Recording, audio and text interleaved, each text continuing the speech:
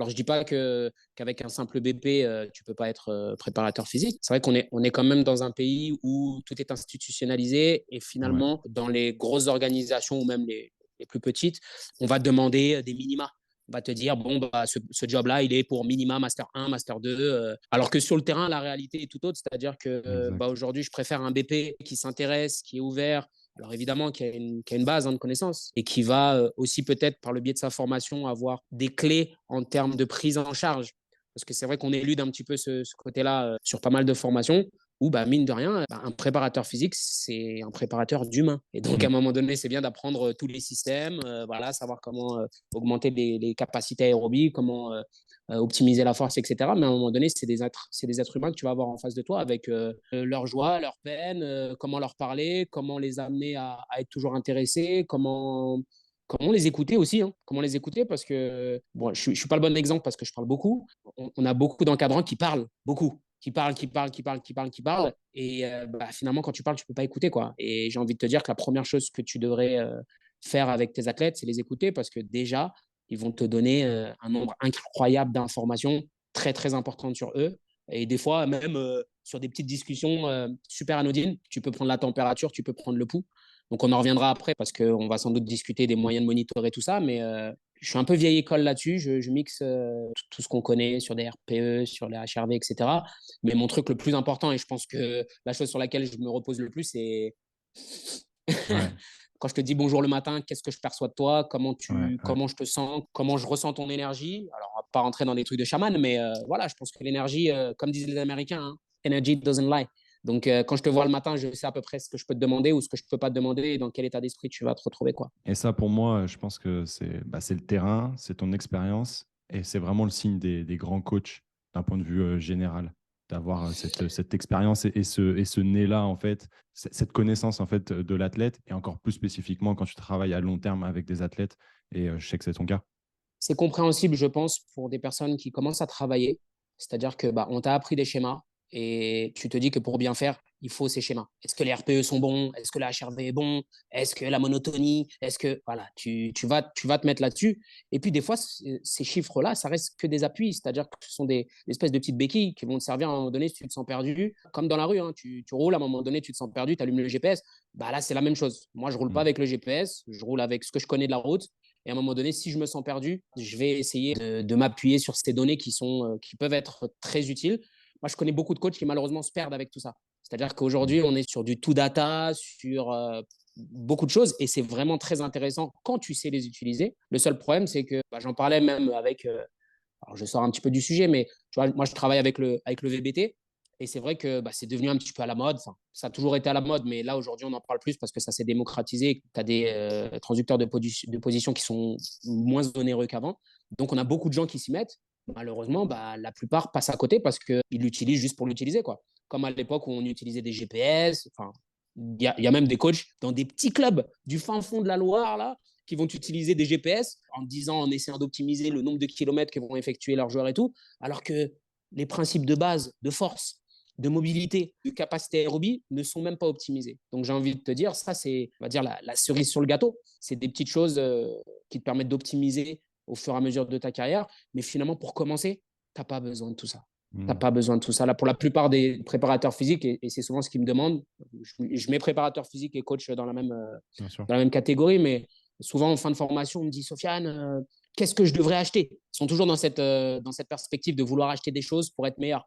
Mais je leur dis, la première chose que tu dois faire, c'est déjà te poser, digérer tout ce que tu as entendu pendant toute Ouais, cette année, ouais, et peut-être exactement. pas forcément aller boire à toutes les gourdes là. Et c'est vrai qu'on a un peu cette problématique, c'est que, bon, qui est aussi liée à ce qu'on vit actuellement, c'est que on veut bah, avoir beaucoup de choses, on veut en avoir pour son argent, on veut tout connaître. Et des fois, c'est au détriment de passer un petit peu de temps, hein, d'apprendre, de digérer, de faire sur soi, de faire sur les autres, et puis de se faire sa propre sauce. Il n'y a plus personne qui invente plus rien là maintenant. C'est-à-dire que toi, ta vision des choses, c'est bah, l'ensemble des personnes que tu as croisées avant, des livres que tu as lus, des podcasts que tu as écoutés, des personnes avec qui tu as discuté. Et moi, c'est pareil. Donc finalement, à peu de choses près, on a tous lu les mêmes livres. Pourtant, Exact. je fais une séance avec toi, je fais une séance avec moi, je fais une séance avec un autre. Il va te faire différemment parce que c'est un melting pot de tout ce qu'il a connu, de tout ce qu'il comprend et de sa sensibilité aussi. Hein. Mais je pense que c'est déjà un bon conseil que tu donnes pour les jeunes coachs, les jeunes kinés, les jeunes praticiens.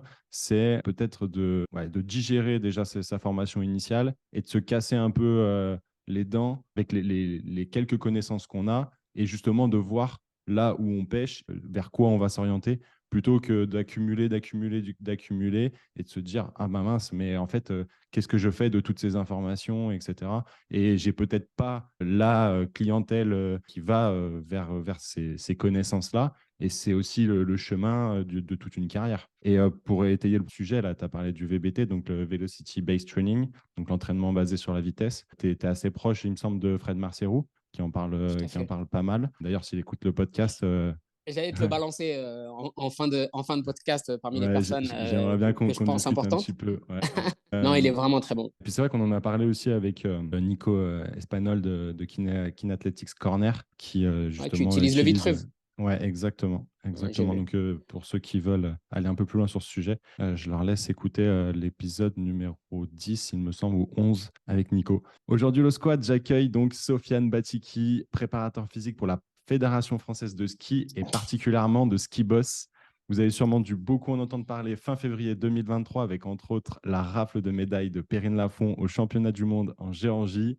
Sofiane, bienvenue sur le podcast du Squad de la Performance. Peux-tu te présenter rapidement à ceux qui ne te connaissent pas? Bonjour Max, écoute, moi c'est Sofiane Batiki, je n'ai pas d'âge. Non, je déconne. J'ai 38 ans, j'officie en tant que préparateur physique pour la Fédération française de ski, comme tu l'as dit, donc pour le groupe de ski de boss, qui est donc 8 athlètes qui sont sur le circuit Coupe du Monde, avec effectivement une très belle année qu'on vient de terminer. Notre figure de proue, c'est Perrine Lafont, que la plupart normalement des gens qui vont regarder ce podcast connaissent peut-être ou ont entendu le nom. Et puis je partage mon temps aujourd'hui, ça fait bientôt 15 ans que je suis là-dedans, je partage mon temps entre la préparation physique, la formation sur Annecy, parce que je suis actuellement sur Annecy, pour un organisme qui s'appelle Ipso Campus. J'interviens aussi pour Transfert, qui est une école qui se trouve sur Paris. Je fais aussi un petit peu de personal training parce que moi, je viens de là, à la base, je viens du fitness. Et donc, j'ai toujours gardé un petit peu ce pied dans le fitness parce que ça me permet, de garder un équilibre. Ça me permet aussi de faire un petit peu de chiffre d'affaires quand même aussi, on va pas se mentir. Voilà, je partage mon temps entre ces trois activités. Super. Selon toi, justement, quelle est la différence entre un coach et un prépa physique? Quelles sont les similitudes et les différences?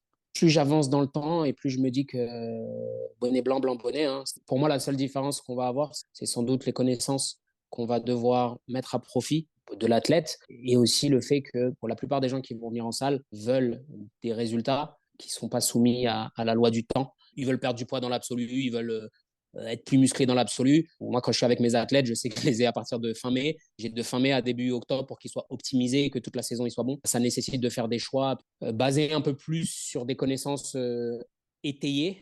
Après, sur la mise en place des séances, sur comment ça se passe avec les athlètes, je pense qu'il y a beaucoup de similitudes parce que, quoi qu'il en soit, les athlètes, comme tout le monde, ils ont besoin de variété, ils ont besoin que ça soit cool, ils ont besoin notamment, quand on a beaucoup d'entraînement, hein, moi, mon groupe, il fonctionne ils ont entre 10 et 12 entraînements par semaine. Donc, ils s'entraînent 2 fois par jour, du lundi au samedi. Donc, je peux décemment pas leur proposer des séances plan-plan tous les jours. Donc, on est obligé de rentrer un petit peu dans ce schéma de pensée, puisque la grosse différence, c'est que la personne qui va te payer finalement quand tu fais du personal training, c'est la personne que tu vas devoir séduire.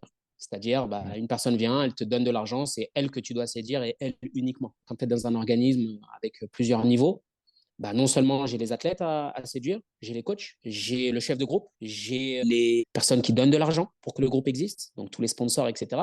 Donc finalement, c'est tout un petit microcosme auquel il faut pas faire plaisir, mais voilà, qui vont être derrière ton dos, quoi. À un moment donné, si je fais pas de l'excellent boulot avec Mamie Ginette que j'ai le lundi soir et qui a envie de perdre un petit peu de poids, bon, finalement, il n'y a que Mamie Ginette qui va m'en vouloir. Si Perrine Lafont fait une méperformance, on va tout de suite pointer tout ce qu'il y a autour. Hein. C'est un peu la problématique qu'on va avoir dans notre sport, c'est que la victoire a 1000 paires et puis la défaite est toujours orpheline. Donc, on a Mm. toujours plein de gens qui viennent se greffer à tout ça. Nous-mêmes, hein, parce que moi, finalement, je ne suis pas sur les skis, mais je suis très content que mes Bien sûr. athlètes puissent performer. J'ai toujours du mal à prendre, tu vois, quand les gens me félicitent, parce que pour moi, c'est pas moi qui fais le taf. Je fais partie d'un organisme, je fais partie d'une pyramide de performance, mais finalement, la personne qui doit récolter tous les lauriers, c'est pas moi. Voilà, on fait partie, mais on ne sait pas à quel pourcentage, on fait partie de tout ça. Il faut rester très humble, il faut continuer à faire son travail et puis je pense que c'est déjà pas mal. C'est la seule manière de cristalliser un petit peu notre travail. Donc, je ne vais pas te mentir, hein, ça me fait plaisir de faire des petites vidéos avec mes athlètes qui ont des médailles parce que finalement, c'est la seule chose qui va rester Exact. concrètement, hormis les bons souvenirs, etc., bah, c'est les médailles, c'est les titres. Je suis content que cette année, sur cinq titres mondiaux, on en ait gagné 4.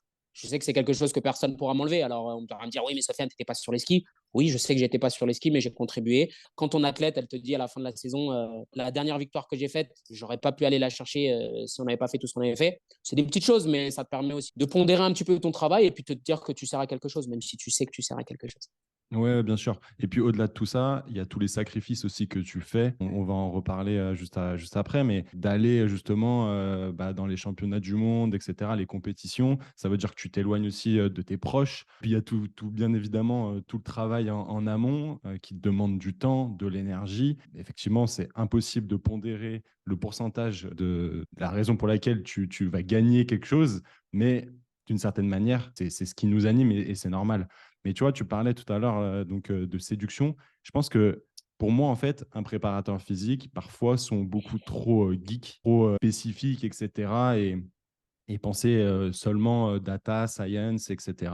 Pour moi, un super préparateur physique, c'est celui aussi qui a cette partie de séduction parce qu'il va être capable de mettre davantage d'humain et de savoir vivre dans ses séances. Tu touches du doigt quelque chose qui me semble très très important et c'est un conseil que je donnerais aussi parce qu'on a encore une fois cette dichotomie entre les préparateurs physiques et les mecs du fitness où ils se regardent un petit peu en chien de faïence en disant ouais mais vous avez pas autant de savoir que nous, ouais mais vous êtes pas aussi, bref.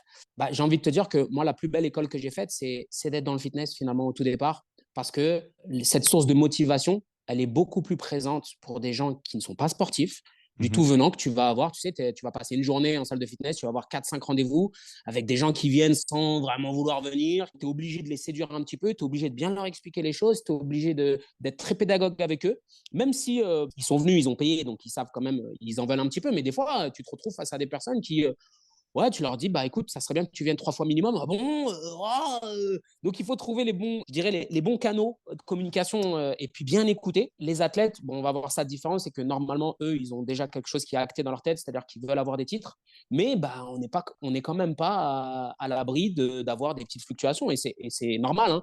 Tu peux pas être à 100% de toi-même tous les jours. C'est dans ce cadre-là que moi j'interviens. On a aussi une manière de fonctionner qui est un petit peu différente des autres sports dans le ski, mais on va y revenir après, où bah, je suis leur seul intervenant sur des espaces-temps qui sont plus ou moins grands, mais quand ils ne sont pas sur les skis, ils sont avec moi, et quand ils ne sont pas avec moi, ils sont sur les skis. Donc on a un gros travail d'équipe avec le staff, donc Albert Bédoué et Jules Escobar, qui sont les personnes qui les entraînent techniquement au niveau du ski et au niveau des skills de gymnastique. Alors là, je vous dis les deux principaux. Hein. Il y a plein d'autres personnes qui tournent autour, notamment au niveau du staff médical, avec des kinés, des ostéos, etc. Mais la liste serait trop longue. Donc, j'ai envie de te dire, tu as appuyé un truc intéressant, c'est qu'on a des geeks de l'entraînement. Moi, je pense que c'est un mécanisme de protection pour la plupart d'entre eux. Parce que si moi, je viens et que je me mets moi en avant, bah, si on n'a pas de bons résultats, c'est de ma faute à moi. Par contre, si je viens et que je te dis oui mais les datas ont dit ça et je m'appuie sur ci sur ça, je peux un peu pousser botter en touche et dire oui mais bon je me suis trompé mais voilà c'était quand même quelque chose qui était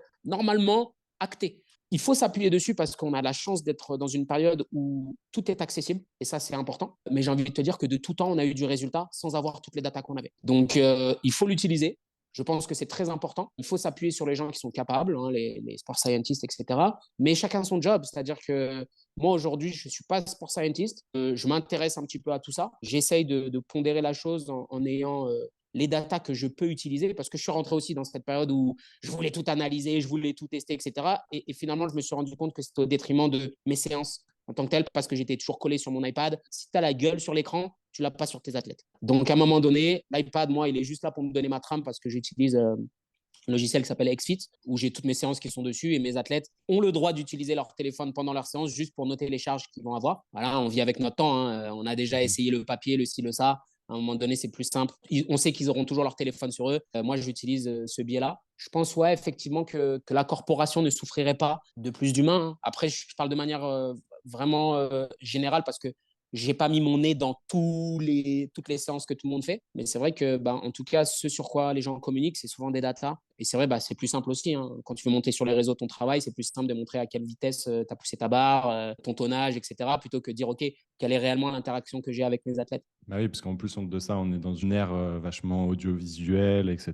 Donc, franchement, très puissant ce que tu viens de dire. Justement, ces derniers mois, tu étais au championnat du monde de ski boss en Géorgie, comme on a pu en parler en intro. D'un point de vue général, quel est ton rôle auprès des skieurs pendant ces périodes de compétition internationale? Tu veux que je te dise la vérité? Ouais, bien sûr. Je ne sers pas à grand-chose. Alors, en vrai, ces périodes-là de Coupe du Monde sont des périodes où tout est déjà fait. Un peu comme le préparateur physique de football qui, avant le match, bah, il va faire l'échauffement, hein. Il va rien optimiser du tout. Alors, j'aime à penser que je leur enlève une épine du pied, c'est-à-dire qu'ils n'ont pas à réfléchir. Et je vais refaire un petit peu comment ça se passe de manière globale au niveau de nos compétitions. On fait des tournées. J'ai mon groupe de 8 athlètes plus le staff qui part. Moi, je pars pas souvent avec eux parce que déjà, c'est trop long, c'est trop cher. Et puis, ils n'ont pas forcément beaucoup besoin de moi une fois qu'ils sont sur place. Mais ils ont des tournées, c'est-à-dire que bah, on va commencer par la Finlande, on va faire 2, 3 courses, après aller en Suède, et puis après revenir en France, et puis après partir aux États-Unis, et puis après revenir, après partir en Italie, après revenir. Bref, ils ont toujours 2, 3 endroits, 2, 3 courses qui vont se faire les unes derrière les autres, plus ou moins dans une même zone géographique du monde. Et finalement, bah, le gros travail, comme pour tout le monde, il est fait en pré-saison, hein. Nous, on a ça d'intéressant, c'est qu'on a un sport qui ne nous permet pas de faire du spécifique toute l'année. De par le fait qu'il n'y a pas de neige tout le temps. Et les puristes diront oui, mais tu as les glaciers, etc. Mais ça coûte une blinde pour aller sur les glaciers. On est aussi sur ces manières de penser, hein. Nous, aujourd'hui, on est obligé d'aller à Ushuaia, en Argentine. On est obligé d'aller sur des glaciers à Tignes, à Zermatt, en Suisse. Donc, ça coûte un petit peu cher. Donc, ce qui se passe, c'est que concrètement, la saison, là, s'est terminée il n'y a pas très longtemps. Là, ils sont d'ailleurs, mon groupe est actuellement à Tignes pour peaufiner les dernières choses de fin d'année, même s'il n'y a plus de compétition à proprement dit. On va reprendre fin mai, début juin. Et puis, on va s'entraîner bah, jusqu'à début octobre, c'est-à-dire la première manche de Coupe du Monde qui aura lieu normalement, comme tous les ans, à Ruka, qui est en Finlande, il me semble. Et dans cette période-là, on doit tout optimiser. Moi, j'ai mon travail de préparateur physique, mais à côté de ça, ce n'est pas du ski alpin que nous allons faire. Donc, la spécificité du ski de boss, c'est bon, c'est une piste qui fait à peu près 250 mètres avec un champ de boss, une première bosse qu'on appelle la bosse du haut. Donc, cette inclinaison, elle est à 25 degrés à peu près, 25-30 degrés selon là où on va se trouver. Donc, on s'en rend pas compte, mais c'est costaud. Il y a des bosses à prendre. Il y a un saut à faire, acrobatique, qui va être noté. Un atterrissage, rebelote, champ de bosse, un deuxième saut, et finalement, on finit sur des petites bosses pour arriver. Donc, la note va être 60% sur le ski, la qualité de ton ski, comment tu vas prendre les bosses, est-ce que tu as une bonne dissociation entre l'eau et le bas du corps, la vitesse que tu vas avoir, 20% sur la qualité de tes sauts, artistiquement parlant, et 20% sur le temps. Donc, en gros, on a une note sur 100 points avec 60 points sur le ski, 20 points sur la qualité de ton saut et 20 points sur la qualité de la vitesse que tu as mis. On a deux types de compétitions. On a la compétition qui est en single, c'est-à-dire tu pars tout seul là-haut, un peu comme le patinage artistique où tout le monde part en même temps, enfin, où chacun part l'un après l'autre et puis c'est à l'appréciation du juge. Et puis, tu as le duel. Mais le duel, il n'est pas basé uniquement sur le temps, il est basé sur tout ce que je viens de te dire. Donc, quand tu vois la première fois une compétition, tu dis, mais il est arrivé en premier, pourquoi il n'a pas gagné? Bah, parce qu'il y a le temps, il y a la manière dont il a skié et qu'est-ce qu'il a fait en l'air. Donc, tu peux te retrouver de l'extérieur pour le kidam, il va regarder, il va dire, oh, mais celle qui a gagné, non, non. On a la course, on a les jurys, on a un mélange des deux, et puis on a une note qui est donnée, et puis c'est celui qui a la meilleure note qui fonctionne. Donc, pour préparer ça, bah, dans l'entraînement, on est obligé de faire de la préparation physique, on est obligé de travailler l'aspect gymnastique. Donc, nous, on le fait beaucoup avec du trampoline.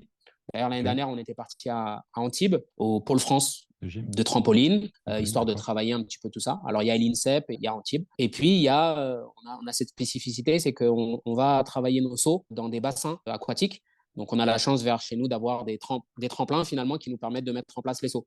Donc, la genèse du truc, c'est le travail en gymnastique, être à l'aise avec les rotations, etc.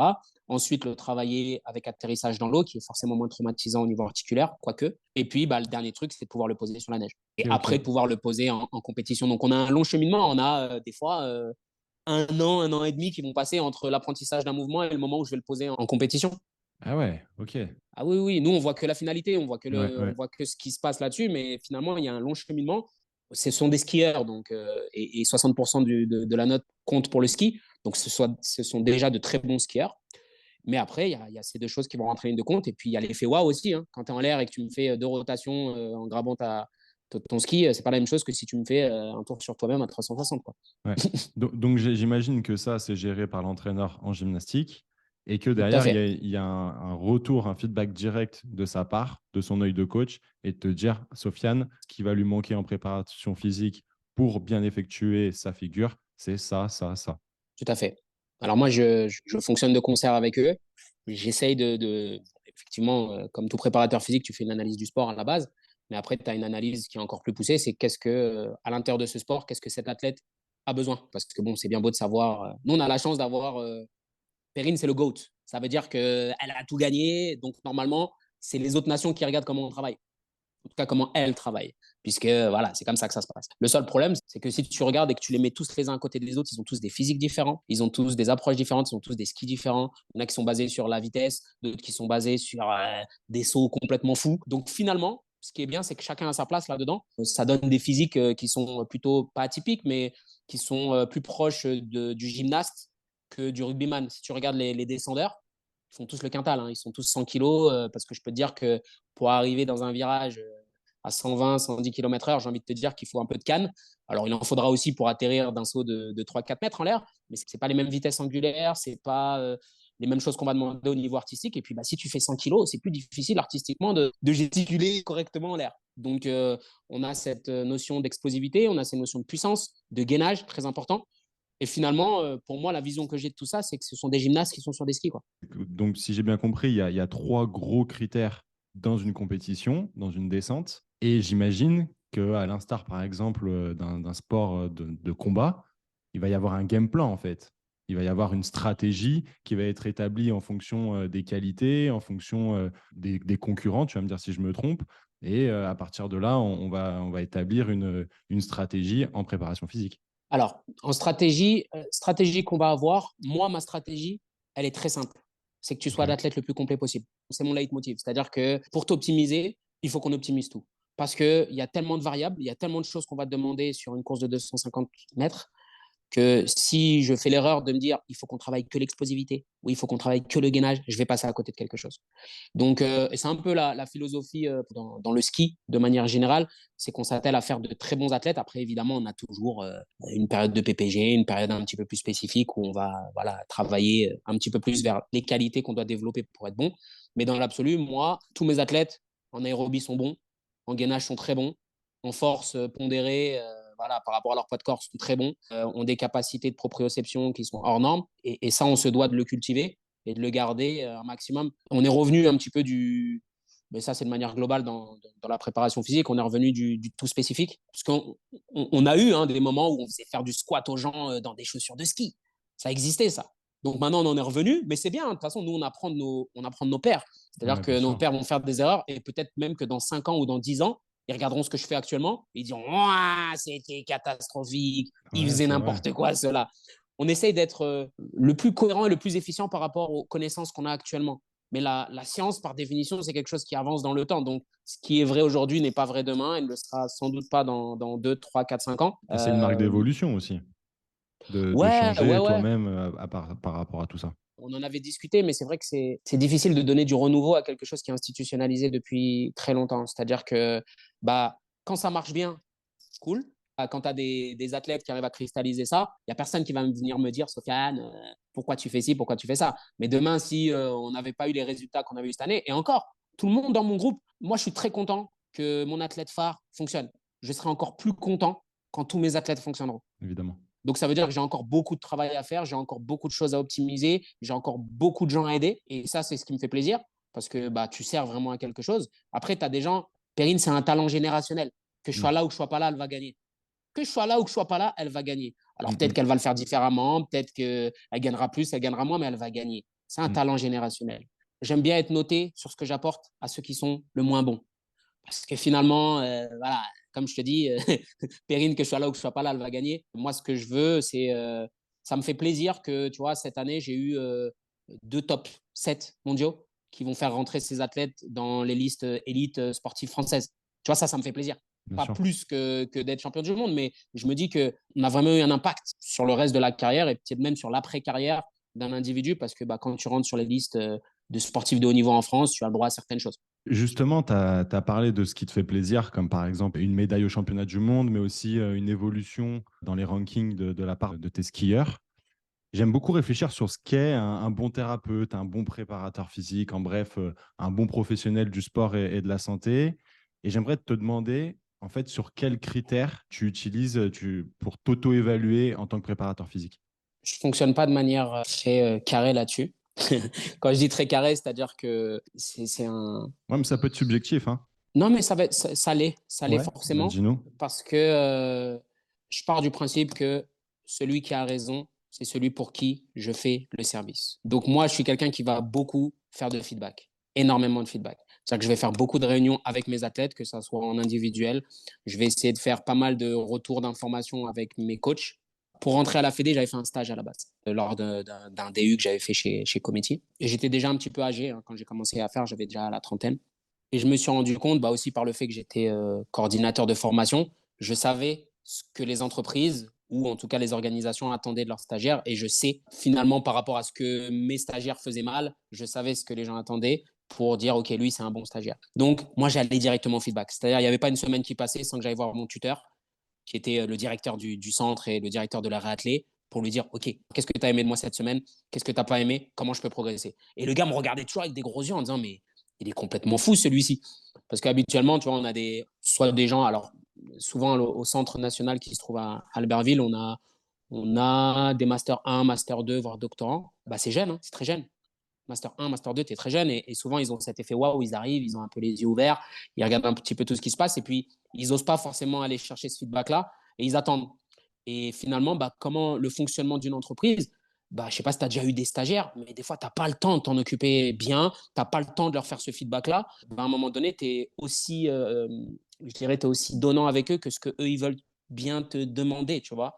Donc, moi, je suis parti du principe qu'on ne va rien me donner, c'est moi qui dois aller chercher les informations. Les athlètes, c'est la même chose. Alors, il y a des athlètes qui vont venir et qui vont te solliciter pour te voir, mais généralement, c'est quand c'est déjà trop tard.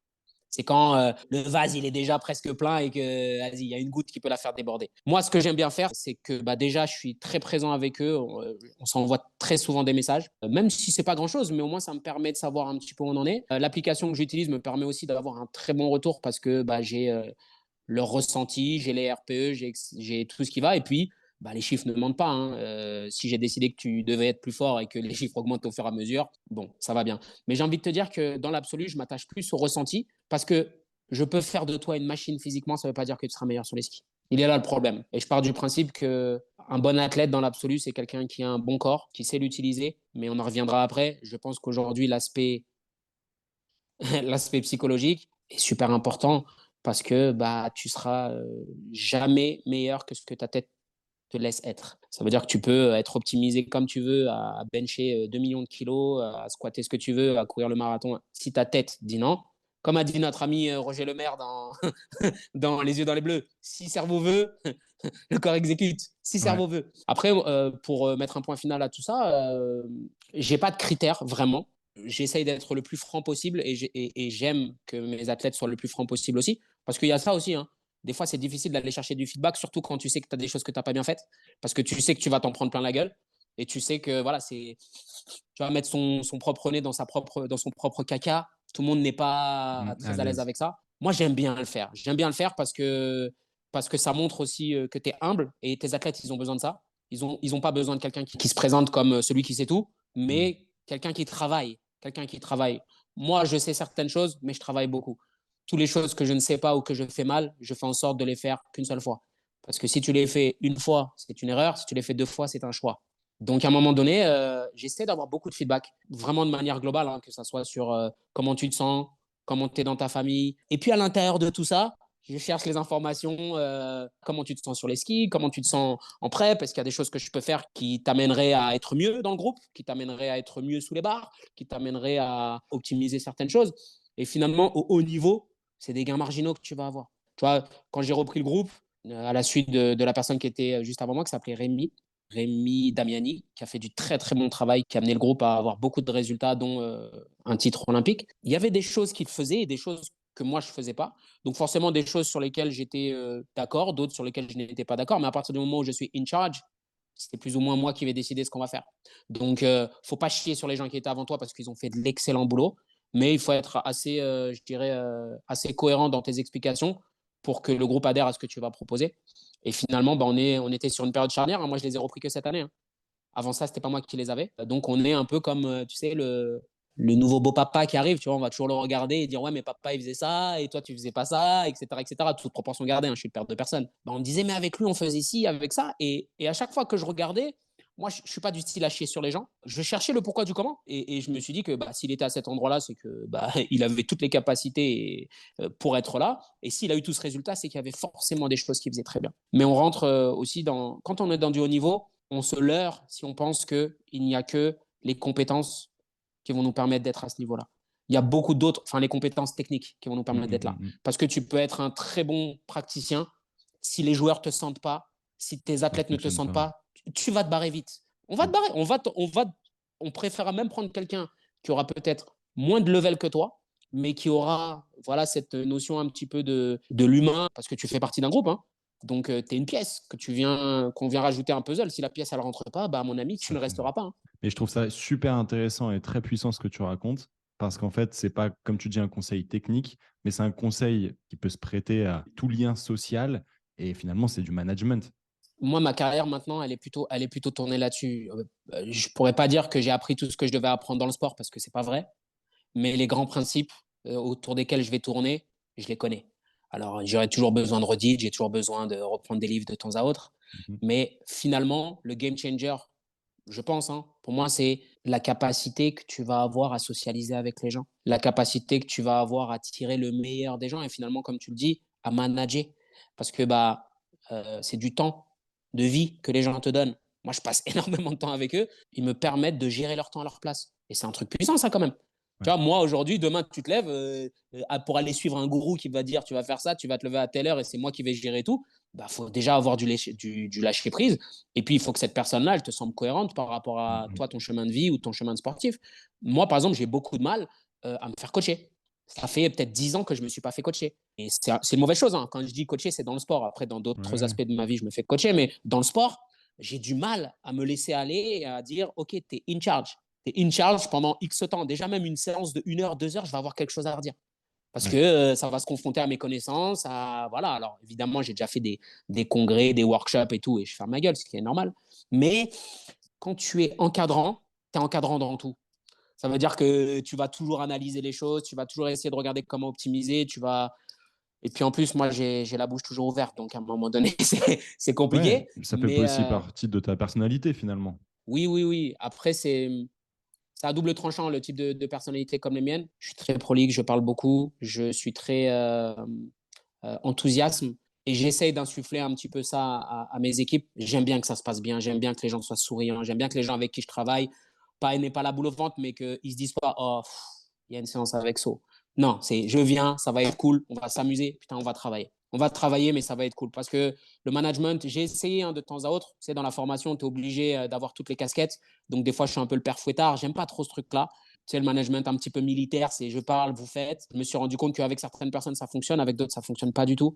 Donc, il faut avoir ce recul pour pouvoir trouver les bons canaux de communication. J'ai envie de te dire, si tu as un Chinois en face de toi, que tu lui parles italien, il va pas te comprendre. Il faut savoir qu'est-ce que tu peux dire, comment tu peux le dire et comment c'est reçu. Tu peux avoir le même langage avec 4, 5 athlètes différents, un qui va très bien comprendre, l'autre qui va t'en vouloir, et puis un qui va être en défi avec toi parce que, voilà, comme un peu tes parents, à un moment de ta vie, tu as été un petit peu, ils te disaient blanc, tu disais noir, bah là, c'est la même chose. Ouais, c'est Donc, vrai. il faut beaucoup de communication. Il y en a qui ont besoin d'auditif, d'autres de visuel, d'autres de kinesthésique, etc., Tout à fait. etc. Et essayer de pouvoir accompagner chacun par rapport à son bagage, par rapport à sa personnalité, c'est pas toujours évident, mais je pense que ça fait aussi partie du cursus et de notre carrière, tout simplement. Ouais. Bah, c'est difficile parce que ça nécessite de faire un travail sur toi. Mm, C'est ça le problème, hein. C'est ouais. qu'aujourd'hui, tu vas demander à des ronds de rentrer dans des carrés. C'est-à-dire que, OK, moi, je parle comme ça, c'est comme ça que vous devez comprendre ce que je dis. Bah non, non, finalement, c'est à moi de faire les efforts. Moi, ça va, j'ai la chance d'avoir un groupe qui n'est pas très, très élargi. Mais si je prends des parallèles avec la formation, j'ai 40 jeunes. Et ça va du petit jeune de 18 ans qui vient de sortir de l'école à des mecs qui sont en Reconversion. exactement en réaiguillage, qui ont déjà des enfants, qui sont même plus vieux que moi. Je peux Mm. décemment pas leur parler de la même manière parce qu'ils n'ont pas le même vécu, ils Ouais. n'ont pas besoin d'être drivés de la même manière. C'est pour certains, ça va être juste des aspects techniques, pour d'autres, ça va être des aspects motivationnels, pour d'autres, ça va être un peu des deux. Pour certains, je suis le grand frère, pour d'autres, je suis le papa, pour d'autres, je suis le bon pote. Mais il faut que j'arrive à trouver mon positionnement à moi parce que finalement, si ça fonctionne pas, c'est sur moi que la responsabilité va être. Donc, je peux Mm. décemment pas être je m'en foutiste.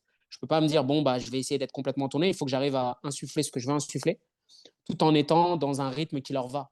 Pour certains, c'est un rythme acharné. Pour d'autres, c'est plutôt tranquille. Pour d'autres, c'est petits coups de pied au cul de temps à autre. Et puis pour d'autres, c'est toujours être dans l'empathie. Alors, je suis toujours dans l'empathie, mais pour certains, il faut être voilà, t'es compréhensif, très avenant dans ce que tu vas dire. Et d'autres, tu as besoin de les électrochoquer là. Il faut, faut leur mettre un petit truc parce que faut leur mettre les cosses parce que sinon, malheureusement, ça fonctionne pas. Franchement, très, très, très puissant ce que tu viens de nous dire. Génial. On n'a pas parlé d'un aspect important quand même de ta vie. Tu as été footballeur professionnel, il me semble, de 2004 à 2009.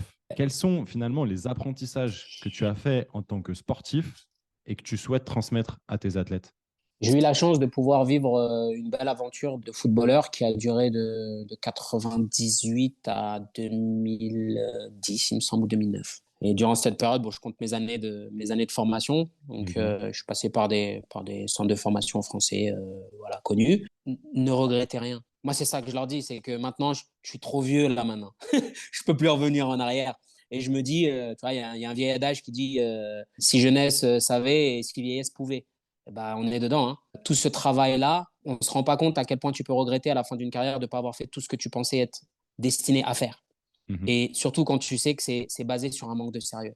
Moi, j'avais des qualités qui étaient indéniables. Par contre, j'avais peut-être pas de sérieux parce que j'avais cette légèreté et que j'étais pas en mission, quoi. Et quand tu es jeune, c'est difficile de te dire que ça va pas durer. Parce que quand tu joues, pour toi, c'est ton quotidien, c'est ce que tu fais tous les jours. Alors, quand je dis tu joues, c'est quand tu es dans ce microcosme du sport, tu te dis que ça va durer tout le temps. Tu te dis pas à 18 ans, putain, dans 10 ans, je serai peut-être plus au très haut niveau.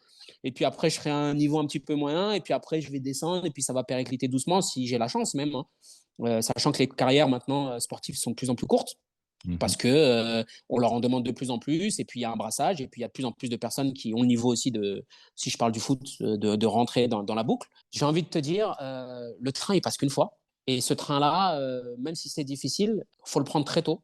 Faut bien s'entourer. Alors ça, c'est QFD, hein. Mais j'ai envie de te dire que le plus important, c'est d'être bien dans sa peau et d'être un homme accompli. Tu vas prendre un petit jeune, on va dire, dans les sports normaux, on va dire que tu vas commencer ta formation en pré-formation, tu vas avoir 12 ans, t'étais rien. Enfin, déjà, j'ai 38 ans, je change encore tous les jours. Donc, à 12 ans, tu ne sais rien de la vie. Mais pourtant, tu es étiqueté footballeur, basketteur, tennisman, etc. Donc, finalement, tout ton microcosme social qui se crée autour de toi et toutes les interactions que tu vas avoir avec les gens, elles sont basées sur ce que tu es et ce que tu représentes dans la société. Donc, finalement, une fois qu'on t'enlève ça, t'es plus personne. Et j'ai plein de gens autour de moi qui sont en dépression, qui passent de je suis la petite star de la famille ou la petite star de mon village ou la petite star de ma ville à je reviens parce que j'ai été viré du club dans lequel j'étais ou parce que ça n'a pas fonctionné. Et finalement, se disent que leur vie est terminée. Ils ont 20 ans, ils ont 30 ans, ils se disent ma Ouais. vie est finie. Ma vie, mais ta vie, elle vient juste de commencer, bonhomme. Tu as vécu des trucs incroyables. Capitalise là-dessus. Il y a plein de choses que tu as travaillé là-dedans qui vont te permettre de rebondir dans d'autres choses. Les sportifs accomplis, dans les entreprises, on les aime. Ils ont ce truc-là. Ils ont cette gagne. Ils ont aussi peut-être aussi la capacité de communiquer avec les gens. Ils ont aussi la capacité de pouvoir s'intégrer dans des équipes plus facilement parce que c'est ce qu'on a connu toute notre vie. Ils ont Mhm. aussi la capacité d'entendre ce qu'on leur dit parce que quand tu as eu un coach, notamment en formation, c'est ferme-la. C'est t'écoutes ce qu'on a à dire, tu fais, tu te lèves à telle heure, tu vas là-dessus. Moi, sur le coup, j'ai été très j'avais du mal avec tout ça. J'avais du mal avec l'autorité, avec tout ce qui se passait autour. Et finalement, je me suis rendu compte que c'est maintenant ce que je vais demander aux gens avec qui je travaille. Donc, on a besoin d'un cadre de travail. On a besoin d'être sérieux. On a besoin d'avoir des gens autour desquels on va travailler, on va avancer. Après, j'ai envie de te dire, les parents ont un rôle qui est important parce que aujourd'hui, il faut bien comprendre que toutes les organisations qui nous appellent pour nos enfants nous appellent pour nos enfants. Et ils nous appellent pour que leur entreprise ou que leur club devienne meilleur. Donc, ils ne Mhm. feront jamais passer les intérêts de ton enfant avant les intérêts du club. Et c'est normal. Mais toi, il faut que tu le saches en tant que parent. Ça veut dire que le club ou les coachs ou peu importe les gens qui interviennent avec tes enfants ne se substituent pas à ton travail de parent. Et ça, c'est important, hein, parce qu'on a Mhm. souvent des gens qui vont se retrouver en disant bon, bah, ils m'ont dit qu'ils allaient gérer l'école, ils m'ont dit qu'ils allaient gérer la nutrition, ils m'ont dit qu'ils allaient gérer l'entraînement. Donc, je me décharge un petit peu, je vous donne mon enfant et puis redonnez-les-moi en produit fini. C'est pas comme ça la vie. Tu as un truc important à faire et j'ai envie de te dire que toi, en tant que parent, dans cette pyramide, tu as ce rôle très, très important de rappeler à l'athlète que c'est un homme ou une femme avant tout et que ce n'est pas juste un athlète et que si elle a perdu une course, c'est pas grave. Elle va en gagner d'autres. Et que si ça va pas aujourd'hui, c'est pas grave. Tu as ta famille aussi. Et que toute ta vie, même si toute ta vie tourne autour du sport, toute ta vie ne tourne pas autour du sport. Ce dont tu parles, c'est exactement ce dont j'ai vécu avec les jeunes de l'Académie de l'Olympique Lyonnais, quand ceux qui étaient en internat et qui étaient du coup assez isolés, en tout cas Livrés de à leur eux-mêmes. famille, livrés à eux-mêmes. Ils les voient très peu, souvent c'est deux, trois. En tout cas, ça se compte sur les doigts d'une main le nombre de fois qu'ils voient leur famille dans une année. Donc, c'est très, très peu. À des âges quand même charnières, on parle de entre 13 et 18 ans, parfois même plus jeunes. Donc, c'est quand même très compliqué, je trouve, de gérer tout ça. Justement, à un moment donné, tu as parlé des hauts et des bas d'un sportif. Toi, donc, qui a été dans cette boucle-là, j'aimerais que tu nous parles finalement de ton ressenti du jeune Sofiane de cette époque, de comment tu as ressenti ces hauts et ces bas qui sont indéniables, et surtout, ben, comment tu as géré tout ça. Alors, sûrement qu'il y a eu des choses bonnes, des choses moins bonnes, mais qu'est-ce que tu en as tiré? Avec le recul, maintenant, je sais que j'ai dû avoir des épisodes dépressifs, ça c'est sûr. Le problème, c'est que ton échec n'est pas ton échec. Il est là Mm. le problème. C'est que quand tu subis un échec, alors moi j'ai eu la chance de faire une petite carrière, mais c'était une carrière épisodique avec des essais à faire à gauche, à droite. Tu vois, déjà, tu n'es pas dans un bon mindset. C'est-à-dire qu'à chaque fin d'année, tu es en mode couteau entre les dents parce que tu dois refaire des essais en début d'année. Mm. Tu laisses du jus, tu laisses de l'influx, tu laisses pas mal Bien de choses. sûr. Et finalement, ton année, elle commence pas sous les meilleurs auspices. Tu vois. Alors que déjà, quand on vient de chercher d'un club pour aller dans un autre, tu arrives déjà auréolé de quelque chose. Donc déjà, tu laisses beaucoup d'énergie. À côté de ça, si tu n'as pas les bonnes personnes, parce que finalement, tes parents, comme tu disais, hein, tes parents ne font pas partie de la boucle de la performance quand tu es jeune. Et puis, bah, quand tu commences à gagner un petit peu d'argent, tu vas faire quoi? Tu vas prendre ton premier appartement, tu vas te retrouver dans une ville qui est peut-être encore plus loin que là où se trouvent tes parents. Donc, ça y est, là, c'est Las Vegas, hein. Tu vas aller en soirée, et puis les gens qui sont à côté de toi ne sont pas forcément très, très bien intentionnés. Alors, ils te veulent pas du mal. Ils te disent juste, bon, bah, ouais, on va s'amuser. On va s'amuser. Et puis, eux, ils sont pas dans ce mindset de performance. Ils sont pas Mm, dans, mm, mm, mm.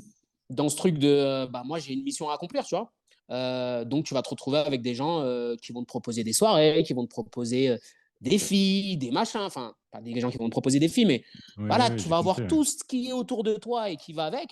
Et puis, bah, à un moment donné, quand ça marche pas trop dans le foot, bah, tu as tes trucs de substitution, tu vois, tu as ton doudou. Ouais, bah, je joue pas ce week-end, bah, vas-y, je vais aller en boîte de nuit, je vais zouzer des meufs à gauche, à droite, et finalement, sans comprendre que tu es en train de creuser encore plus profondément que là où tu étais, tu vois. J'ai envie de te dire que je pense qu'aujourd'hui, le truc le plus important pour un jeune sportif, c'est de s'entourer, alors évidemment, de personnes qui physiquement leur permettent d'atteindre ce qu'ils veulent, mais le plus important, d'avoir quelqu'un qui s'occupe du niveau psycho. Ouais, ouais. On a cette machine à broyer qui va sortir des gens exceptionnels, mais finalement, on a plein de gens qui n'ont pas pu fonctionner parce qu'ils étaient faibles au niveau mental et ils n'avaient pas les outils. Parce que bah, tu les as vus en centre de formation, ils ont tous à peu près le même niveau. Alors, tu as un ou deux talents par équipe, où tu sais, mais finalement, ce n'est pas forcément ce que tu vas retrouver à la fin. Mm, mm, Et exactement. les mecs que tu vas retrouver, c'est le mec qui est besogneux, qui travaille. J'avais vu une jolie interview d'Arsène Wenger qui disait aujourd'hui, ce n'est pas la motivation, c'est l'endurance de motivation qui va compter. Parce que finalement, tu peux être très, très, très motivé à un moment donné, mais tu iras sans doute moins loin que le mec qui a une motivation, mais qui reste la même. Tu vois, 50, 60, 70% de sa motivation globale, elle est toujours là. Et puis de l'autre côté, tu vas avoir un mec qui va être tout feu, tout flamme pendant un mois, et puis après zéro pendant X temps. Je ne parle pas au niveau du jeu, mais au niveau de la motivation, qui va perdre un petit peu de vue son objectif. Et malheureusement, dans le cadre professionnel de tous les sports, de toute manière, ce qui va payer, ce n'est pas les fulgurances. C'est le fait que d'une année à l'autre, on puisse compter sur toi. Et Mm. peu importe le sport dont on parle. Exactement, ouais. Tu parles de mental. On a fait un épisode avec Adrien Cabon, l'épisode numéro 2, un long épisode pour ceux qui veulent écouter tout ça. Et puis, je pense que je vais aussi interviewer Salia, préparatrice mentale. Donc, Ok. pour étayer un peu plus le sujet, ça va être vraiment intéressant. Tu as parlé justement d'enfants. J'aimerais qu'on parle de ton petit champion de 4 ans, Noam. Peux-tu nous parler en fait de ta vision de papa et ta vision de professionnel du sport sur l'activité physique d'un enfant? Tu vois, ça me fait sourire parce que c'est mon bonheur depuis 4 ans. C'est un truc de fou parce que tu sens que tu es important pour quelqu'un. Et ça, c'est pas donné à tout le monde, hein. La plupart des adultes normaux sont importants aux yeux de leur femme ou aux yeux de leurs parents. Là, tu as un amour inconditionnel. C'est-à-dire que je rigole souvent de ça. Mon fils est arrivé, il me chie dessus, il a tété les seins de ma femme. Et pourtant, je ne lui en veux pas. Il ne m'avait rien dit, il ne m'avait pas parlé, il n'avait rien fait pour moi, mais pour autant, je peux mourir pour lui aujourd'hui, il n'y a pas de problème. Si lui, il peut vivre une belle vie, il n'y a pas de problème. J'ai souvent cette discussion avec les parents qui sont autour de moi et forcément, bah, il est plus dégourdi que les autres. Je dis forcément, mais pas forcément. Et les gens font voilà, le transfert de dire oui, mais c'est normal, ton papa, enfin, toi, tu es préparateur physique. Je leur dis la seule chose que je fais plus que vous, c'est que je lui accorde plus de temps, sans doute, pour qu'il puisse s'exprimer. Il n'y a pas un jour où on n'est pas dehors. Mon emploi du temps, mon planning, il tourne autour de mon travail, mais je sais qu'à 16h30, 17h, je dois avoir au moins 1 heure de temps. Et c'est paradoxal parce que c'est là où les gens veulent se faire coacher, hein. Mm. Mais 16h30, 17h, je sais que je vais chercher mon fils, que je vais jouer avec lui, qu'on fait ce qu'il veut. On va faire de la piste cyclable, on va faire du pump track, on va faire de l'acrobranche, on va faire du foot parce qu'on a un terrain de foot juste à côté, on va jeter des fléchettes. En gros, moi, mon job aujourd'hui, c'est de lui donner toutes les clés de son corps. C'est ça mon job. C'est qu'à un moment donné, ça ne soit pas. Tu sais, on a tous connu ça au collège, au lycée, où on a des gens qui sont pas très bien dans leur peau. On a des gens qui, pendant les séances de sport, se mettent sur le côté parce qu'ils ont peur ou parce qu'ils savent qu'ils vont pas pouvoir faire aussi bien que les autres. J'ai jamais connu quelqu'un qui se sentait très très bien dans sa peau et qui était pas bien avec les autres. Avant de commencer à rayonner en société, rayonne déjà de l'intérieur, Mm, aie confiance en toi, fais des choses, que ça soit physiquement, que ça soit au niveau moral, que ça soit au niveau de l'éducation. C'est péjoratif parce que à l'époque, on disait hein, anima sana in corpore sano, ça faisait partie, hein, une personne qui faisait partie de l'élite en Grèce, c'était quelqu'un qui physiquement ressemblait à quelque chose et mentalement avait voilà, de la suite dans les idées. Et là maintenant, d'un seul coup, on ne sait pas pourquoi, un mec qui a un joli physique, c'est devenu presque péjoratif. Oh bah il a tout dans les muscles, rien dans la tête. Mais à un moment donné, j'ai envie de te dire que ton corps, tu n'en as qu'un seul, traite-le bien, fais en sorte qu'il soit capable de faire un maximum de choses. Et finalement, cette hyper spécialisation qu'on essaie d'apporter aux enfants très tôt, moi, je lui chie dessus. C'est-à-dire que là, l'année prochaine, il va se mettre à faire du sport. Je lui ai mm. proposé, je lui ai dit, qu'est-ce que tu veux faire? Pour l'instant, il ne m'a pas encore répondu. Moi, j'aimerais bien qu'il me fasse un petit peu de gymnastique, un petit peu de course à pied, un petit peu de trampoline, un petit peu de foot, un petit peu de tout. Et finalement, que toutes ces choses qui vont faire de lui un bon athlète, mais on s'en fiche pour l'instant, mais une personne Oui, qui sait oui. utiliser son corps de toutes les manières, je pense qu'aujourd'hui, on ne donne pas assez de temps. Moi, j'ai le bon rôle hein, parce que j'ai une manière de fonctionner, de travailler qui me permet de me dégager du temps. Donc, Mm, c'est sûr que quand tu travailles du matin jusqu'au soir, bah, c'est difficile bien de sûr. passer du temps avec tes enfants et de faire.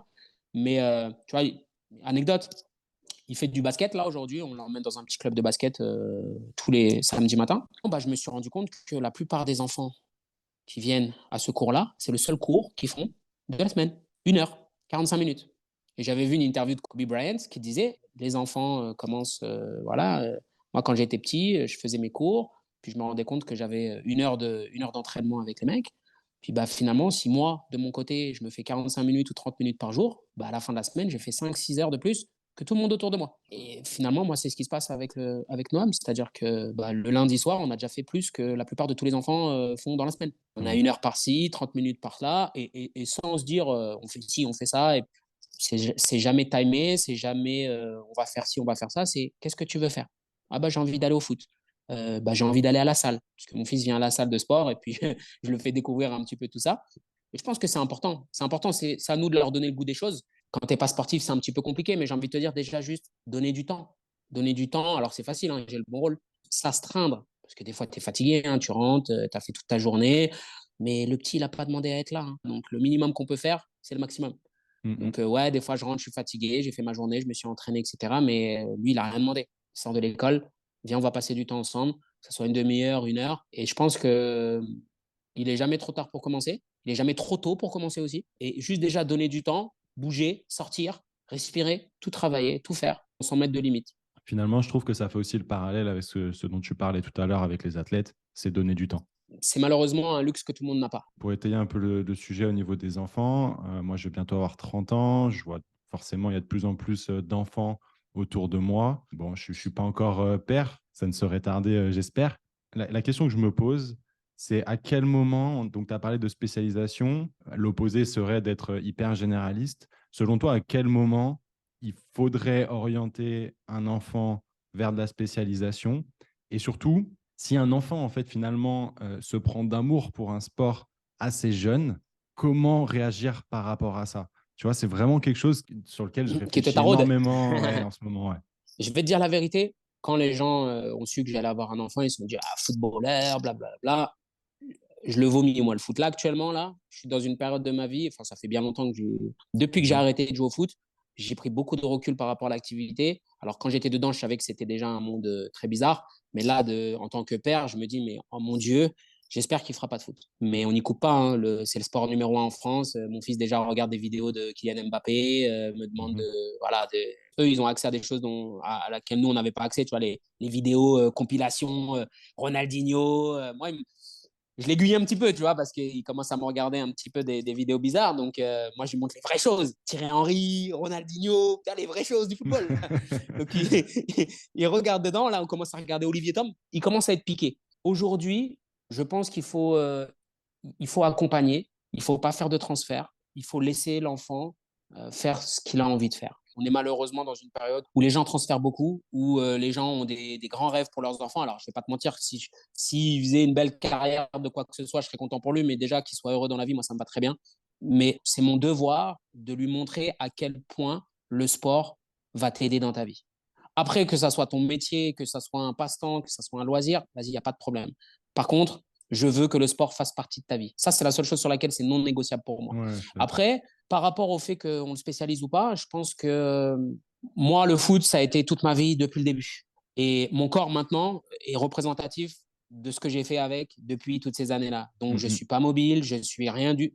Donc, à un moment donné, si je choisis le foot aujourd'hui, ou je choisis le basket, ou je choisis les sports de combat parce que j'en fais un petit peu, moi, je serais très content, mais je vais toujours essayer de lui permettre de travailler d'autres choses autour, de manière à ce qu'il ne s'enferme pas dans quelque chose qui soit.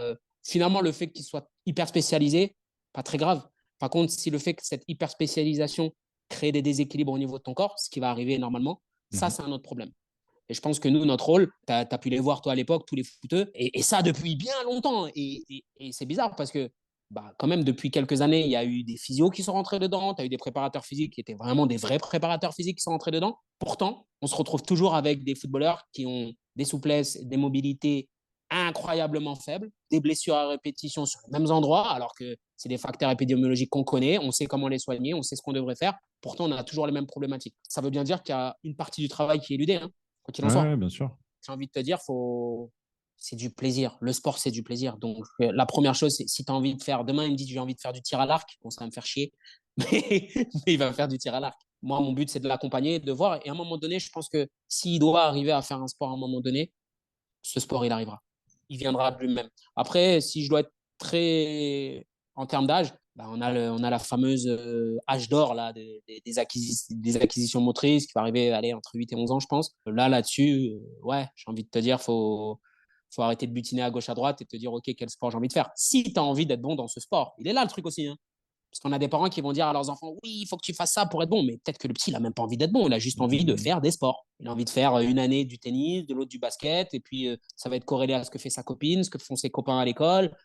À un moment donné, il est là le truc. Hein. Nous, on n'est pas des Chinois qui vont dire, bon, alors, ton corps, il est comme ça, vas-y, toi, tu vas faire du tennis. Toi, ton corps, il est comme ça, toi, tu vas faire de l'haltérophilie. On n'est pas là-dessus. On est sur des facteurs de plaisir et des facteurs sociologiques. C'est-à-dire, bah, si dans la ville dans laquelle tu es, tu as un gros club de foot, il y a de grandes chances pour que tes enfants ils fassent du foot. Si dans ta ville, tu as un gros club de handball ou de tennis ou de basket, bah, c'est la même chose. Parce que finalement, les enfants aux États-Unis ou ici, c'est les mêmes enfants. Hein. Pourtant, aux États-Unis, bah, ils font du basket, ils font du baseball. Donc, ça veut bien dire que c'est sociologique l'histoire. Exactement. J'avais cette discussion avec un des cadres de la Fédé et je lui disais, mais comment ça se fait que bon, concrètement, on n'est pas la fédération où il y a le plus de noirs. Et finalement, physiquement parlant, les compétences, on va dire, physiques, physiologiques que peuvent avoir les publics noirs, arabes, etc., collent finalement avec ce qu'on pourrait attendre de ce qu'un skieur de haut niveau pourrait avoir. Et lui, il m'a répondu très tranquillement, il m'a dit, Sofiane, pour faire du ski, on a souvent des gens qui habitent en station. Donc, tant qu'il n'y a pas de Noirs et d'Arabes en station, il n'y aura pas de Noirs et d'Arabes dans le ski, et donc il n'y aura pas de Noirs et d'Arabes en équipe de France. Il dit, mais on en a quand même, il y en a deux, trois quand même qui passent, mais c'est sociologique. Ça veut dire que tu as plus de mecs qui sont en équipe de France qui habitent à Megève, qui habitent à Tignes, qui habitent, voilà, et ce qui est normal. Mhm. Et il me dit, bah, tant que dans les populations environnantes des stations de ski, bah, on n'a pas énormément de Noirs et d'Arabes, bah, c'est sûr qu'il n'y aura pas énormément de Noirs et d'Arabes qui feront du ski et qui donc, hypothétiquement, pourront se retrouver en équipe de France à un moment donné. QFD. Ok, Sofiane, on va passer à la dernière partie du podcast. Je ne vais pas te demander quel est le meilleur conseil que tu puisses donner à un sportif parce que je pense que tu as déjà donné beaucoup de clés à ce sujet-là. Mais j'aimerais que tu nous dises quelles sont tes inspirations et finalement, si tu pouvais passer un moment avec une personnalité, qu'elle soit vivante ou non, qui serait-ce et pourquoi? J'ai eu peu de rôle modèle, on va dire, dans ma vie. En tout cas, au niveau du sport, on aime bien s'attacher à quelqu'un et dire lui, je l'aime bien, j'aimerais bien suivre. Toi, les petits jeunes, tu leur parles maintenant, c'est Mbappé. Et puis, il y a 5 ans derrière, c'était Cristiano Ronaldo. Et puis avant, c'était un autre. L'une des personnes qui m'a beaucoup impacté en tant que jeune footballeur, c'était Thierry Henry. Par tout ce qu'il représentait, parce que bah, il était métis comme moi, parce qu'on jouait le même poste, parce que j'aimais bien ce qu'il dégageait. Et puis, on n'était pas à l'époque où il parlait encore beaucoup, tu vois. Donc, c'était vraiment purement footballistique et ce qu'il dégageait. Et moi, j'avais Son compris que c'était pas. charisme aussi. Ouais, je recevais pas ça comme de quelque chose d'autant. Je me disais, ce gars-là, il a confiance en lui, il joue bien, il fait ce qu'il a à faire. On l'entendait pas beaucoup. Et maintenant que je l'entends de plus en plus parler parce qu'il y a des interviews, etc., je me Mhm. rends compte que son mindset, il est proche du mien et que je continue à beaucoup l'aimer. Après, quand j'étais plus jeune aussi, dans mes années foot, j'aimais beaucoup Allen Iverson, basket. Mhm. Beaucoup Allen Iverson, mais pareil, parce que le grind, l'aspect un petit peu, je suis là, je représente quelque chose. Pas très grand, mais vous inquiétez pas, voilà, ça va bien se passer. Mais si j'avais quelqu'un vraiment à croiser avec qui parler, Kobe Bryant. Mon fils a Ouais. failli s'appeler Kobe, au grand Ouais. dame de ma femme. Mais tu vois, on a beaucoup parlé de Kobe avec Adrien, comme je disais tout à l'heure sur le podcast numéro 2. Je crois qu'on en a parlé dans d'autres épisodes parce que ça reste une personne hyper inspirante par ses actes, par ses paroles. C'est quelqu'un qui m'a inspiré beaucoup. Sous mes yeux, j'ai son livre là, un des livres qui parle de lui. C'est peut-être pas retranscriptible pour tout le monde. Il était sans doute jusqu'au boutiste, presque même dans le néfaste du truc. Mais rien n'est impossible, j'ai envie de te dire, à qui travaille, à qui se donne les moyens et à qui dédie, consacre beaucoup de temps à ce qu'il veut faire. Lui, il avait décidé d'être bon dans quelque chose. Alors, il avait les aptitudes sans doute morphologiques, physiologiques, etc., qui l'ont permis quand même d'être déjà à un certain niveau. Mais bah, aujourd'hui, il laissera une empreinte qui est indélébile, quoi. Et puis son mindset, et puis tout ce qu'il a fait derrière, et puis tu peux pas avoir autant de personnes qui parlaient, qui sont inspirées par lui, sans que ça soit une personne qui soit incroyable, quoi. Qui soit incroyable. Mm. Alors je le connais pas, mais moi ce qui dégage là-dessus, c'est que je parle pas de l'homme, hein, parce qu'il y a des choses, voilà, sur lesquelles on peut revenir sur ce qu'il a fait dans sa vie d'homme. Moi, je parle vraiment du sportif et de ce qu'il représente et de, je dirais que c'est un phare pour certains parce que je sais pas comment l'expliquer. C'est comme le Père Noël. Je sais pas, c'est devenu un personnage. Tu en parles, tu sais pas réellement, Mm. mais tu sais pas. Mais voilà, tu vas sur Internet, il y a 1 milliard de posts sur lui. Alors, le mec, il est mort il y a quand même pas mal de temps, mais il y a encore voilà ce côté motivationnel et inspirationnel qui est très présent. Puis voilà, il est mort trop tôt, quoi. L'un dans l'autre. Comme, exactement. Comme tout Exactement. le monde, hein, mais lui, il est Comme vraiment beaucoup mort de trop tôt. légendes, hein, il y a ça Ah, ça, aussi c'est sûr. qui rentre en compte, bien évidemment. Ah bah, Quel serait le meilleur moyen de te contacter, tout simplement pour te remercier d'être passé sur le podcast? alors, je suis présent sur Instagram, Sofiane. Sofiane BTK. Il me semble que j'ai mis Sofiane BTK parce que j'ai pas mis Batiki à l'époque. Mais vous tapez mon nom et mon prénom et vous me retrouvez relativement facilement. Si vous aimez pas les enfants, ne regardez pas mon truc. J'ai décidé de pas le. C'est un Instagram qui est complètement personnel. Je mets de temps à autre des choses sur l'entraînement, mais voilà, ne vous attendez pas à avoir beaucoup de choses sur l'entraînement. Je vais en faire un là très prochainement parce qu'on me demande et parce que je pense que je peux dire des choses intéressantes, même si dans l'absolu, tout a déjà été dit. Mais après, ma vision des choses peut aider certaines personnes. Bien évidemment, je Voilà. mettrai tout ça en lien dans la description pour tous ceux qui veulent te contacter et pouvoir en savoir davantage. Je vais te poser la question passe décisive. Qui aimerais-tu entendre passer au micro du squat de la performance? Fred, On t'attend. Fred Marcero, il va falloir venir, il va falloir expliquer un petit peu. Et si tu peux nous faire un PDF avec Louis de Funès, ça sera encore mieux. Et ça parce que je l'ai vu. Fred est bon. Fred est très bon et il a une très bonne vision des choses. Après, j'ai envie de te dire, j'ai une liste. On a Thibaut Trameau. C'était le préparateur physique de Tessa Worley, notamment. Et aussi du groupe, il était avec nous à Bakouriani. Il s'occupe du freestyle, donc il s'occupait de Tesla 2 aussi. Très bon, un très bon type, beaucoup de Après, dans connaissances. d'autres Je domaines pense. aussi que la prépa physique, hein, si tu as, Ah, pas forcément prépa physique. Hein. euh, j'ai un très très bon ami à moi Ouais. qui s'appelle Grégory Visery, qui était kiné de Serena Williams pendant un petit moment et qui maintenant est le kiné de Dimitar Berbatov, non, Dimitrov, pardon. Berbatov, c'est un footballeur. Ouais. Dimitrov, et il est très intéressant. Il est très intéressant. Très, très Génial. intéressant. D'ailleurs, je vais aller à son anniversaire aujourd'hui, donc Ah, bah, je l'ai génial. glissé. Génial. Ok, Et je puis, vois. tu vois qui c'est? Ouais, ouais, bien sûr. Ouais. Il habite à Annecy et c'est un de mes très, très bons amis. Et nos femmes sont très, très amies aussi depuis très, très longtemps. Eh Voilà. ben, écoute, je contacterai ces trois personnes. Je Parfait. connais un petit peu déjà le travail de Fred, le travail de Greg. Donc, ça pourrait être super intéressant de pouvoir donner la parole à ces deux personnes. Et bien évidemment, que je ne connais pas la troisième des personnes, mais j'ai Et confiance sur. sur Instagram, je t'enverrai son Instagram. Ouais, Après, franchement, la liste serait très très longue parce qu'il y a énormément de personnes très intéressantes qui nous entourent. C'est pour ça que c'est bien ce travail que tu fais d'ouvrir un petit peu aussi et puis mine de rien, c'est quand même un milieu qui est fermé dans mm, le sens où chacun fait un petit peu sa sauce dans son coin, regarde plus ou moins ce que font les autres. Pour certains, ils sont très dans le partage, pour d'autres, pas trop. Voilà, tu vois, j'ai pu aller à Nevers, là, il y a eu un symposium. Et c'était cool parce qu'on a pu rencontrer des gens finalement qu'on voyait sur les réseaux. Et les réseaux, ça veut tout dire et rien dire finalement. Donc, tu vois, vraiment discuter un petit peu. Et puis, au-delà de l'aspect technico-tactique des choses, voilà, voir les hommes qui se cachent derrière ces jolies bannières et puis ces jolies choses qu'on dit sur les réseaux. Plus on rencontre de gens, mieux c'est dans la vie, je trouve.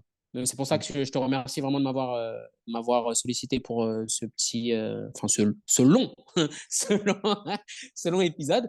J'espère que tu auras ce qu'il faut dans la vidéo pour pouvoir avoir du contenu. Et puis en tout cas, c'était très cool. Merci beaucoup à toi, Sofiane, pour toute cette valeur que tu nous as donnée. Et puis, bien évidemment, merci à toi qui nous a écoutés jusqu'au bout. N'oublie pas de t'abonner donc au Squad de la Performance sur YouTube et sur ta plateforme de podcast préférée. Tu retrouveras bien évidemment toutes les informations et notamment les liens de Sofiane dans la description. Si tu as kiffé l'épisode, n'hésite pas bien évidemment à poser ton 5 étoiles et un commentaire auquel je Et un pouce. répondrai, et un bon pouce aussi, auquel je répondrai avec un grand plaisir. Bien évidemment, ça donne énormément de force et ça permet un meilleur référencement du podcast pour que davantage de sportifs aient accès aux pépites de Sofiane. Nous, on se retrouve mercredi prochain, 18h. D'ici là, je te souhaite de prendre un maximum de plaisir dans ton sport. Force! Peace.